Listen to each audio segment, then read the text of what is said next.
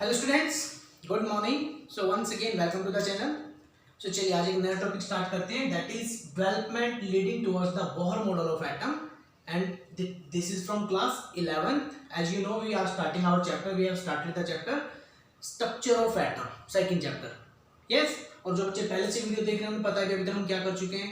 देखिए बेटा, अभी तक हम लोग क्या करें कि हमने डिस्कवरी ऑफ सब एटॉमिक पार्टिकल्स, कि discovery of electrons, protons, neutrons. Yes, and then we did about the after the discovery of subatomic particles ki that subatomic particles get discovered. Now where these particles are arranged, ये particles arrange कैसे हैं, तो बात आई atom के model के ऊपर। yes, तो in that case J.J. Thomson gave the first model of atom. Yes, but that model was totally on the basis of assumption, on the basis of just hypothetical model, so that was rejected, है ना। After that the new model scientist came, that was Rutherford. He properly performed a experiment, Rutherford scattering experiment. On the basis of that experiment he gave the new model of atom. Yes, but there were also some limitations in that model. उसके limitation model में कुछ limitations थी जो हमने last video में पढ़ी, कि drawbacks and limitation in Rutherford model. Yes, क्या क्या चीजें पढ़ी हमने, कि एक तो रदरफोर्ड क्या नहीं कर पाया, कि he could not explain the stability. अगर हम रदरफोर्ड मॉडल की बात करें, है ना, रदरफोर्ड मॉडल फेल क्यों हुआ, कि he could not explain the stability of atom, stability को एक्सप्लेन नहीं कर पाया। इलेक्ट्रोमैग्नेटिक थ्योरी, है ना, उसने बताया कि इलेक्ट्रॉन्स घूमते घूमते न्यूक्लियस में गिर जाएंगे तो एटम तो फट जाएगा, एटम ब्लास्ट हो जाएगा, लेकिन एक्चुअली में ऐसा नहीं होता था। He could not explain the stability, he could not explain the distribution of electron around the nucleus, कि न्यूक्लियस के चारों तरफ इलेक्ट्रॉन्स का क्या डिस्ट्रीब्यूशन है वो एक्सप्लेन नहीं कर पाया, है ना। And he could not explain the line spectra, तो लाइन स्पेक्ट्रा भी एक्सप्लेन नहीं कर पाया। तो after the limitation, after the Rutherford model, a new scientist came, that was Neil Bohr. Yes, in 1930 he gave a new model of atom. इस बता 1930 में नील Bohr ने एक नया मॉडल ऑफ एटम दिया, but before starting that model it is very compulsory to study some points, कि what were the developments, कि ऐसी कौन कौन सी डेवलपमेंट थी जो नील बोहर को मॉडल की तरफ लेकर गई, जिसने नील बोहर के मॉडल में कुछ योगदान दिया, कि नील बोहर ने उन डेवलपमेंट के बेस पे अपना मॉडल तैयार किया, कि वो कौन कौन सी डेवलपमेंट थी। तो हमने यहाँ पे रखा है development leading towards Bohr model of atom. Understand, ये टॉपिक आपका एचटीएस बुक्स में है, कि कौन कौन सी डेवलपमेंट्स थी जो नील बोहर को मॉडल में हेल्प किया, नील बोहर को मॉडल बनाने में आइडिया मिला। और हम ये बोल सकते हैं कि before starting the model of atom given by Niels Bohr, it is very compulsory to study the properties of light. Yes, तो हम बोल सकते हैं कि नील बोहर का मॉडल स्टार्ट करने से पहले कि it is very important to study the nature of light. Yes, तो हमें लाइट का नेचर समझना बहुत जरूरी है, and this nature of light explained by the two theories. तो दो थ्योरी आई, हमें दो थ्योरी पढ़नी पड़ेगी बोहर के मॉडल से पहले। उन थ्योरीज ने लाइट का जो नेचर एक्सप्लेन किया। और थ्योरी कौन कौन सी है? First, electromagnetic wave theory. Yes, जिसको हम EMW से भी जानते हैं, electromagnetic wave theory. And second is Planck's quantum theory. Yes, तो these two theories explain the nature of light. ये दो थ्योरीज थी जिन्होंने लाइट के नेचर को एक्सप्लेन किया। ओके, तो वन बाय वन हम इन दोनों थ्योरीज को पढ़ेंगे कि how these theories explain the nature of light. तो चलिए पहले स्टार्ट करते हैं हम इलेक्ट्रोमैग्नेटिक वेव थ्योरी, कि इलेक्ट्रोमैग्नेटिक वेव थ्योरी ने हमें क्या कुछ बताया। ये बताओ, ठीक है, इलेक्ट्रोमैग्नेटिक वेव थ्योरी। जब ये दो थ्योरी समझ में आ जाएगी हमें, तो इन थ्योरीज के बेस पे ही नील बोहर ने अपना नया मॉडल ऑफ एटम दिया, given by Maxwell. James Clark Maxwell in 1864, है ना। जेम्स क्लार्क मैक्सवेल ने 1864 में एक थ्योरी दी with some postulates. Postulate means उसके विचार, उसके तर्क कि क्या क्या बोला उसने। देखिए बेटा, उसने फर्स्ट पॉइंट क्या बोला, देखिए पहले हम एग्जांपल लेते हैं कि फर्स्ट पॉइंट तभी हमें एक इजीली समझ में आ जाएगा। अब हम बात करते हैं सनलाइट की। अगर हम थोड़ी देर सनलाइट में खड़े हो जाए या बैठ जाए तो क्या होगा, हमारा शरीर गर्म हो जाता है ना। If we placed any metal object in the presence of sunlight it also become hot, yes और नो। सपोज अब आप आग जल रही है, हम आग के आसपास बैठे हैं, आग सेक रहे हैं, यस। सर्दियों में बड़ा अच्छा लगता है आग सेकना, तो क्या था, तब भी हमें थोड़ी देर बाद ही हीट फील होने लग जाती है। ओके, आपने क्या किया, कमरे में बैठे हुए कमरे में आपने 2-3 बल्ब जला दिए, थोड़ी देर बाद उन बल्ब की भी थोड़े उस कमरे के अंदर हीट हो जाएगी, यस। तो इसका मतलब जब भी कोई हीटिंग ऑब्जेक्ट है, either that is heater, heater देखते हैं आप, हीटर में कॉइल लगी होती है ऐसे गोल गोल सी, है ना, जो लाल हो जाती है उसके बाद वो पूरा तेज हो जाता है। हम गैस के पास खड़े हो जाए, गैस बर्नर के पास, तो भी हमें हीट लगने लग जाती है। तो व्हाट इज दिस, आप सनलाइट में खड़े हैं तब हमारा शरीर गर्म हो गया, कोई मेटल ऑब्जेक्ट गर्म हो गया। आग के पास खड़े हैं तब हमें हीट फील हो रही है ना। एक कमरे में बैठे जिसमें बहुत सारे बल्ब जल रहे हैं तो उस कमरे में भी गर्मी हो गई है। तो ये सब क्या है, यस। क्या हमें क्या फील हो रहा है, हम अगर आग के पास खड़े हैं, आग इतनी दूर है और हम यहाँ पे खड़े हैं तो हमें यहाँ भी हीट फील हो रही है। क्या हुआ, ऐसा तो नहीं ना गर्मी के लिए मुझे आग में जाना पड़ेगा, हमें इतनी दूर से ही एनर्जी फील हो रही है, इतनी दूर से हीट फील हो रही है क्या चीज वो। हम छोटी क्लासेस से पढ़ते आ रहे हैं 9-10 से कि हीट क्या है, heat is the form of energy, yes. Heat क्या है, फॉर्म ऑफ एनर्जी है जो हम तक पहुंच रही है। सनलाइट क्या है, that can also contain energy, वो एनर्जी भी हमारी तरफ पहुंच रही है। ओके, तो एनर्जी वो हम तक पहुंच कैसे रही है, वो एनर्जी हमारे शरीर तक कैसे आ रही है, तो वो क्या आ रही है, किसकी वजह से आ रही है, वो कुछ रेज हैं, कुछ रेडिएशंस हैं जिनकी वजह से वो चीज हमें, अब सनलाइट है, सनलाइट आ रही है, उनमें से कुछ रेडिएशन निकल रही है जो हमारे शरीर से टकरा रही है और हमें गर्मी महसूस हो रही है। अंडरस्टैंड। तो जेम्स क्लार्क मैक्सवेल ने पहला ही पॉइंट क्या बोला कि the energy emitted from any source, from any source, अब सोर्स कुछ भी हो सकता है, लाइक सन, है ना, हीटर,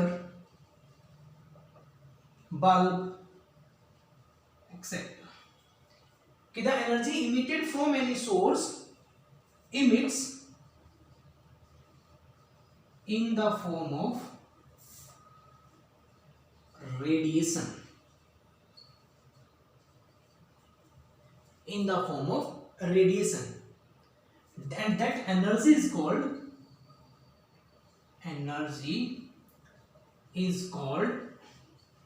radiant energy, yes बेटा। वो एनर्जी जो है उसको हम क्या बोलते हैं, रेडिएंट एनर्जी। किसी भी सोर्स से जो एनर्जी निकलती है वो हमेशा रेडिएशन की फॉर्म में निकलती है, understand.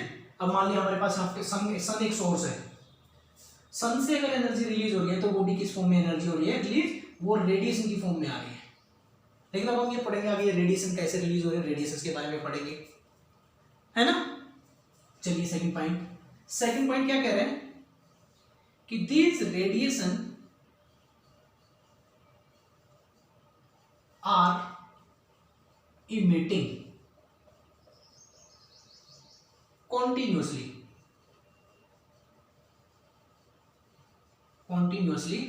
in the form of waves। ये जो एनर्जी है या ये जो रेडिएशंस हैं ये कॉन्टिन्यूसली वेव्स के फॉर्म में रिलीज हो रही है। किस फॉर्म में रिलीज हो रही है, वेव्स फॉर्म में, है ना। ऐसे कि जस्ट लाइक कि मान लो यहां पर हमारा कोई सोर्स है सन, और सन से एनर्जी आ रही है तो वो एनर्जी इस फॉर्म में आ रही है। यहां पे कोई ऑब्जेक्ट रखा है हमने तो उस ऑब्जेक्ट से टकरा रही है, वो जो सन की एनर्जी है वो रेडिएशन की फॉर्म में, और रेडिएशन की फॉर्म में आ रही है, वेव्स की फॉर्म में आ रही है, अंडरस्टैंड। थर्ड पॉइंट, अगर हम तीसरे पॉइंट की बात करें,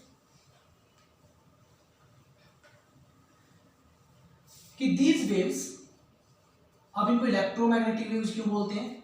दीज वेव्स हैविंग, या जनरेट बोल सकते हैं, both type of field, both type of field, कि ये जो वेव्स हमारी चल रही हैं, मान लीजिए वेव्स हमारी यहां से निकली, ये हमारा सोर्स है, यहां से वेव्स निकली हैं, ये वेव्स निकली है, तो इन वेव्स के ऊपर दोनों टाइप का फील्ड होता है। कौन कौन सा फील्ड होता है? Electric field as well as magnetic field. Okay, and that field that is perpendicular each other, और वो जो फील्ड है वो एक दूसरे के परपेंडिकुलर है। परपेंडिकुलर कैसे? कि मान लिया हमारा ये वेव ऑफ प्रोग्रेशन है, यहां से वेव्स निकली है ना, मान ली अगर वो वेव्स हमारी ऐसे चल रही हैं, अगर ऐसे चल रही है वेव, इलेक्ट्रिक फील्ड किस कंडीशन में जनरेट हो रहा है, तो जो मैग्नेटिक फील्ड होगा बिल्कुल उसके परपेंडिकुलर क्रिएट होगा। आई चीज समझ में? अगर हमारा इलेक्ट्रिक फील्ड की वेव्स ऐसे चल रही है और इलेक्ट्रिक फील्ड, मान ली इलेक्ट्रिक फील्ड हमारे इस डायरेक्शन में क्रिएट हो रहा है, इलेक्ट्रिक फील्ड, ओके, तो जो मैग्नेटिक फील्ड होगा वो बिल्कुल इसके परपेंडिकुलर होगा, कोई मैग्नेटिक फील्ड हमारा इसके परपेंडिकुलर में ऐसे जाएगा, इस तरीके से, तो एक दूसरे के परपेंडिकुलर क्रिएट होता है दोनों फील्ड, इलेक्ट्रिक फील्ड भी और मैग्नेटिक फील्ड भी। ठीक है, फिर से मैं एक बार एक्सप्लेन कर देता हूं कि अगर हमारी वेव्स ऐसे जनरेट हुई है लाइक दैट, तो मैग्नेटिक फील्ड उसके बिल्कुल परपेंडिकुलर होगा, and that electric field and magnetic field will cancel each other, ये दोनों फील्ड एक दूसरे को कैंसल आउट कर देते हैं।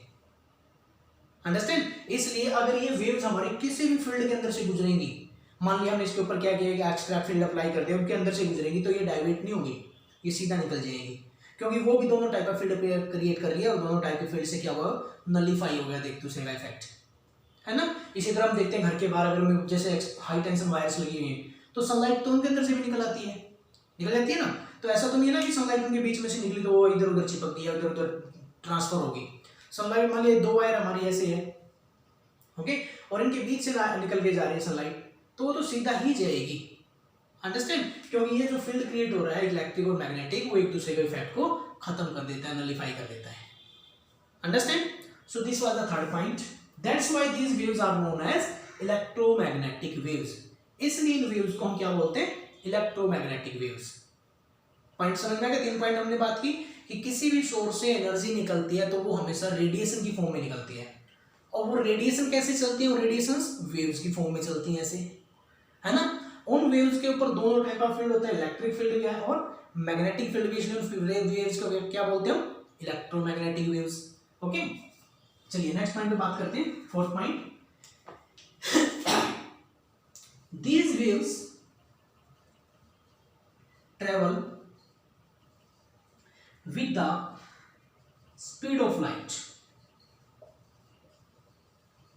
यस बेटा, कि ये जो वेव्स हैं किसी भी सोर्स से निकलती हैं, वो लाइट की स्पीड के साथ चलती है, लाइट की स्पीड क्या हमारी 3 × 10⁸ मीटर पर सेकेंड, इतनी स्पीड के साथ चलती हैं वो वेव्स, है ना। Third point, fourth point. Fifth point की बात करें हम कि these waves do not require any material medium. Yes बेटा, that means कि they can also travel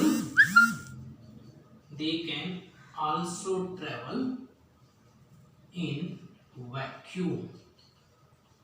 देखिए अब सनलाइट है, सनलाइट तो हम यहाँ अर्थ पे बैठे हैं, सनलाइट हमसे कितनी दूर है? करोड़ों किलोमीटर ना, मिलियंस ऑफ किलोमीटर, और हमें पता है कि हमारे बीच में और स्पेस के बीच में क्या है? एक वैक्यूम है, स्पेस है। स्पेस में कोई एनवायरनमेंट नहीं है ना, तो लेकिन वो सनलाइट तो उस वैक्यूम को भी क्रॉस करके आ जाती है, तो क्या सनलाइट को किसी मटेरियल की जरूरत पड़ी? नहीं। तो इस तरीके से जितनी भी वेव्स हैं, चाहे किसी भी सोर्स से निकले, ओके, किसी भी सोर्स से निकले, चाहे वो हमारे सनलाइट से निकल रही है, बल्ब से निकल रही है, हीटर से निकल रही है, तो उन वेव्स को चलने के लिए किसी मटेरियल की रिक्वायरमेंट नहीं है। Okay, they can also travel in the vacuum. Understand? So these were some properties of waves and this was the theory given by Maxwell in 1864 and name of the theory is क्या था? Electromagnetic wave theory. Understand? तो पहले तो ये कुछ points पढ़ने की, ये थ्योरी में बताती क्या है कि किसी भी सोर्स से जो रेडिएशन वेव्स एनर्जी है वो रेडिएशन की फॉर्म में निकलती है, इसलिए एनर्जी को हम क्या बोलते हैं? रेडिएंट एनर्जी, है ना। वो रेडिएशन हमेशा वेव्स की फॉर्म में चलती है। वेव्स के ऊपर दोनों टाइप का इफेक्ट होता है, फील्ड होता है, इसलिए वेव्स का नाम रखा गया है इलेक्ट्रोमैग्नेटिक वेव्स। यस। तो बेटा अब हम बात करते हैं भी, चलो एक तो वेव्स जो है हमारी वो सनलाइट में से आ रही है, और एक वेव्स आ रही है हमारे पास हीटर के अंदर से, एक वेव्स निकल कर आ रही है बल्ब के अंदर से। अब आप बोलोगे कि सर जो CFL है या जो ट्यूबलाइट है उसके नीचे अगर उसके पास तो मैं 1 घंटा खड़ा रहूँ तब भी मुझे गर्मी नहीं लगेगी, है या नहीं ऐसा? तो ये चीज़ हमने सोची कभी कि भाई अगर हम ट्यूबलाइट के पास खड़े हैं या CFL के पास खड़े हैं तो वहाँ की उस ऑब्वियसली एनर्जी उसमें से भी रिलीज हो रही है, लेकिन वो तो उनसे तो हम हीट नहीं हो रहे, उनसे तो हम गर्म नहीं हो रहे। दैट मीन्स मतलब हर एक सोर्स से डिफरेंट टाइप की एनर्जी निकलती है। दैट मीन्स एनर्जी सोर्स में be different. So in next video we will study कि how we can differentiate the waves. हम वेव्स को कितने पार्ट्स पे डिफरेंशिएट कर सकते हैं भी, एक तो सन से निकलने वाली रेडिएशन है, एक बल्ब से निकलने वाली रेडिएशन है, तो दोनों रेडिएशंस में क्या डिफरेंस होगा, दोनों रेडिएशंस को हम कितने पॉइंट पे डिफरेंशिएट कर सकते हैं। अंडरस्टैंड? सो नेक्स्ट वीडियो में वो वाला पॉइंट पढ़ने वाले हैं, लेकिन अभी हमें पहले ये अपने जो 5 पॉइंट हमने लिखे हैं इलेक्ट्रोमैग्नेटिक वेव थ्योरी में, ये बहुत अच्छे से क्लियर हो जाने चाहिए। ओके।